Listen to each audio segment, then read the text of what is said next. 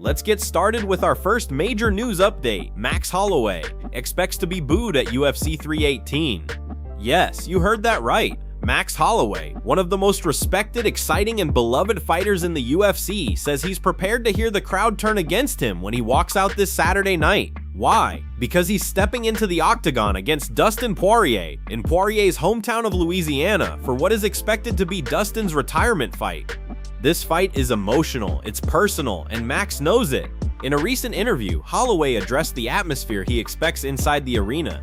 I mean, we're here, his last dance. We're in Louisiana where it all started for him. And I mean, it feels just like any other main event. But at the end of the day, I'm probably gonna get booed come walking out Saturday night. So I expect that. That's just what it is. It comes with the territory. Max even flipped the perspective for fans, saying, "If it was my last dance and it was in Hawaii, even though Dustin Poirier is a likable fighter, if the shoe was on the other foot, I'd hope my people would be booing him too." But even as he prepares for the crowd to side with Poirier, Holloway isn't backing down. After suffering a tough knockout loss to Ilia Topuria, he's coming into this fight with a mission, a reminder. "Y'all must have forgot. I'm just here to remind people." Holloway continued, saying fans and media have been too quick to write him off just because he's fighting someone who might be retiring. But Max made it clear. "A lot of people keep putting me into this Dustin retirement talk and being like, retire this, retire that. I'm like, brother, don't push down on me. I'm still here. I'm still competing. And there's a lot of fun fights here." And Max sees a real future for himself in the lightweight division. "There's a new undisputed champion at 155 we've got history with. There's a bunch of guys I have history with in the top 5. Life's good at lightweight. I can't wait." He also reflected on his epic knockout victory at UFC 300, reminding everyone that in the UFC, it's not just about winning, it's about making moments. "People don't understand the UFC is in the entertainment business. Yeah, we're fighters, but this is about moments. If I have my moment, who's to say I'm not right back up there for the next one?" So what's next for Max? He's not just here to win, he's here to make history. Whether it's the undisputed title or one away, whoever it is, whatever we do, you've just got to make moments, make history. That's what I plan on doing. And come UFC 318, Max Holloway just might do exactly that, even if the crowd boos him every step of the way. Let's move on to our second story. Jon Jones explains why he came out of retirement. In a recent interview with ESPN, Jon Jones finally opened up about the real reason behind his sudden return to the UFC, just 2 weeks after announcing his retirement. While many fans assumed his comeback had something to do with money, a super fight, or reclaiming a belt, Jones revealed that his motivation was something deeper, something symbolic. "I was retired," Jones said. "I truly felt like I had done it all. I've beaten legends, defended my title countless times, moved up a weight class, won the heavyweight belt. What else was there left to do? I was at peace with that." For a moment, it seemed like the GOAT had truly walked away. His legacy was already secure. But then came an unexpected call, one that reignited the fire. Then I heard that Donald Trump, the former president, mentioned the idea of having a UFC fight at the White House Garden. And I don't know, man, that just hit me differently. That's not just a fight, that's history in the making. Jones admitted that this wasn't about chasing another belt or paycheck. For him, the idea of fighting at the White House, in front of military heroes, world leaders, and the nation, was an opportunity unlike any other. It was about leaving a mark not just on the sport, but on the country's cultural legacy. "I'm a very proud American," Jones continued. "I've got close friends in the military, and this to me felt like a chance to give back. Not in the way soldiers do, of course, but in a way where I could bring the country together, to entertain them on the biggest, most historic stage in America. That's something I couldn't say no to."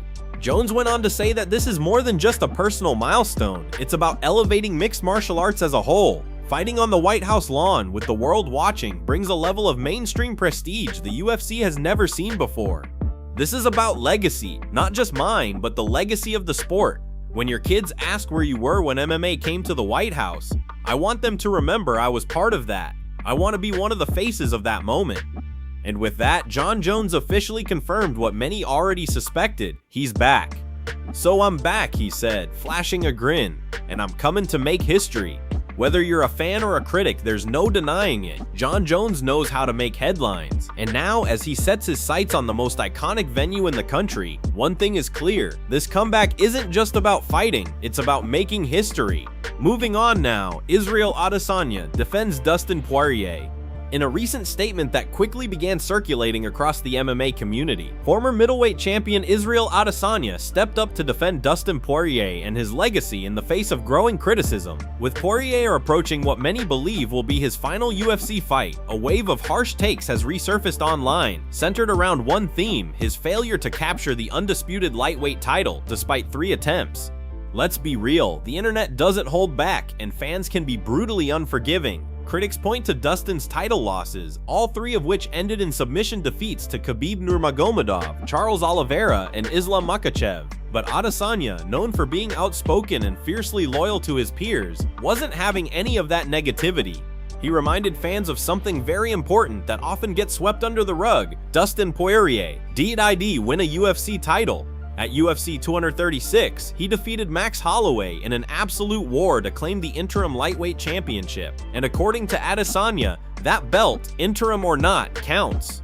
Here's what Izzy had to say: "I've always said this too because people try and discredit his win as a champion. I've said, bro, he is a champion no matter what. He's got a belt at his house at his GM, sitting there to represent him as a champion at one point. So people who try and say, oh, you never really became undisputed, bro, when you're the interim champion, you're still a champion."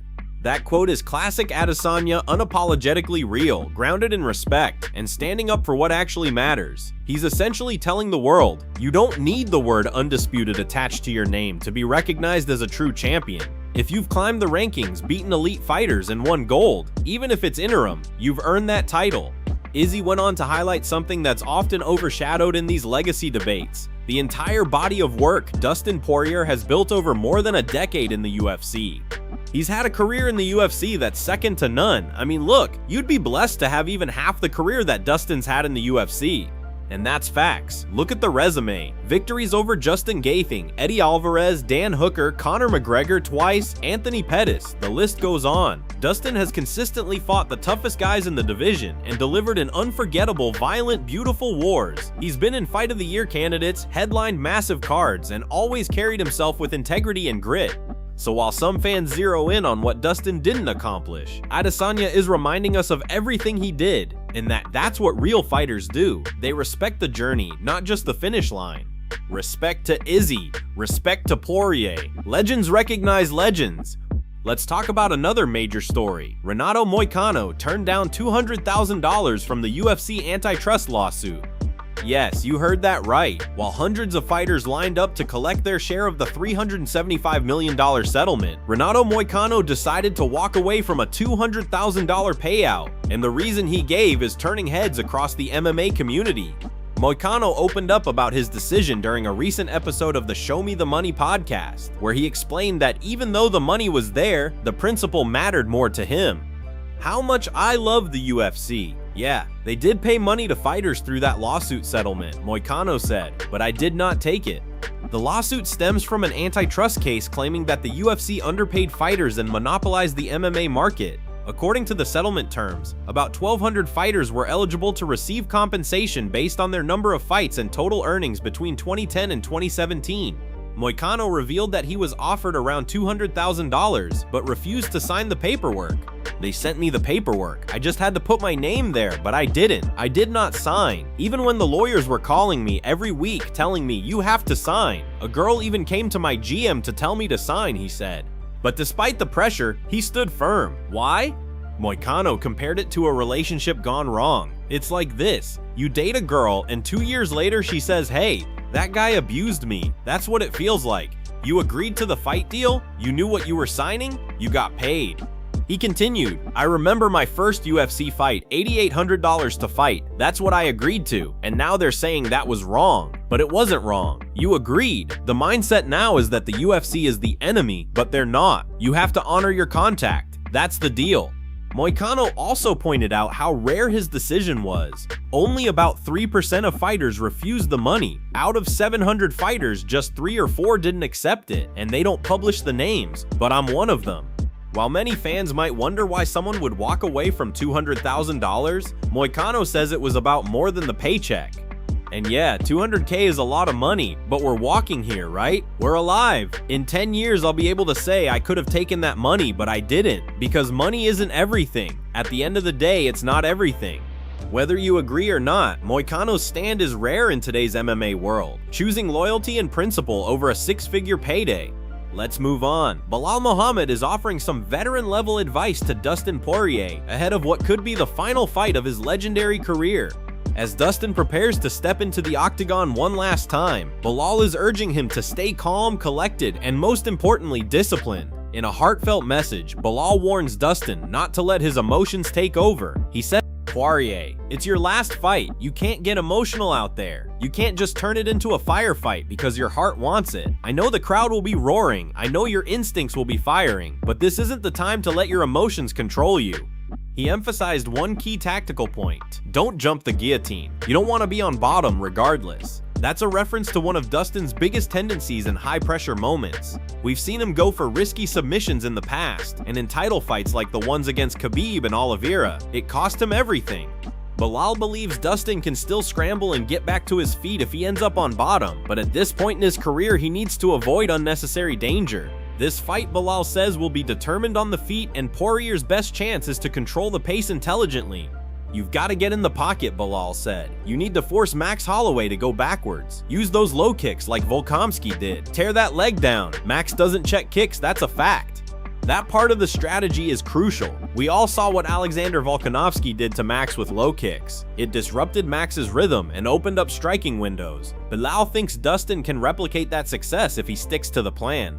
He also stressed cage control. Get him against the fence, don't chase him around, cut him off. That's classic fight IQ, using angles, pressure, and footwork to corner an elusive striker like Holloway. But while Belal is clearly rooting for Dustin to go out with a bang, he's also realistic about what lies ahead. He finished with this: "This is your last one. Go out with a bang, but be disciplined on defense. Don't let your legacy end with a wild mistake. Fight smart." And then came the honest truth. Belal admitted that as much as he respects Dustin, his official pick for the fight is Max Holloway. I think I'm going with Holloway in this one. Even though he's siding with Max, the respect for Dustin Poirier is undeniable. Belal knows the fire that Dustin brings. But in this sport, fire alone isn't enough. Discipline, tactics, and mental focus will decide how this final chapter ends. Now to close things out, Tom Aspinall's first title defense is finally set, and it's going to be against Ciryl Gane. Yes, it's finally happening. After months of back and forth, delays, rumors, and pure speculation, Tom Aspinall's first official title defense is basically locked in. Why? Because Alexander Volkov and Jailton Almeida have just been officially booked for a separate fight, and that tells us one thing loud and clear: Aspinall versus Gane is next. There had been talk, lots of it, about Jailton Almeida getting the shot. Some fans were actually pushing hard for that fight, and hey, even Tom himself hinted that it could be an exciting matchup. But now that Jailton is out of the picture and fighting Volkov instead, a matchup that, by the way, is a total banger in its own right, that door has officially closed. And with Jon Jones now saying he may not return until 2026, yeah, that mythical Jones versus Aspinall super fight, it's dead for now. So what are we left with? The only real option: Ciryl Gane. And listen, even though Gane's last performance wasn't the most explosive or decisive, there's no denying that this is a sick stylistic matchup. You've got two of the most technical, well-rounded, fluid heavyweights on the roster. No haymakers, no sloppy brawling. This one's going to be fast, dynamic, strategic. A heavyweight fight that actually looks like it belongs in the modern era. But not everyone is excited.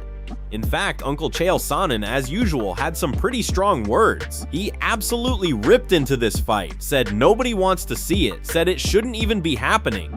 But here's the thing: Chael, what's the alternative? Jon Jones is out, Jailton is booked, Tom needs a fight, and the division can't just sit on ice while we wait another year.